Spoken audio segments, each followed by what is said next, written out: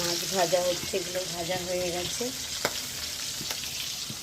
এটা মাছের ডিম, এখনই ঝাল হবে।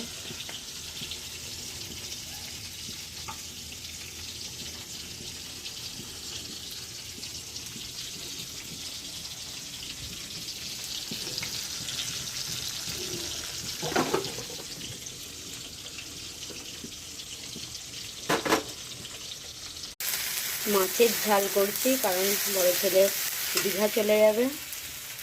মাছগুলো এই যে ভেজে রেখেছি, আর এগুলো মাছের ডিম ভাজা হয়েছে।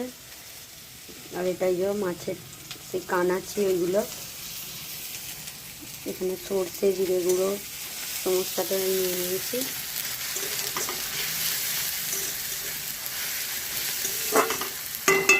ছোটো ছেলেটার শরীর খারাপ বলে খুব একটা তেল মশলা না দিয়ে যতটা পারা যায় করছি।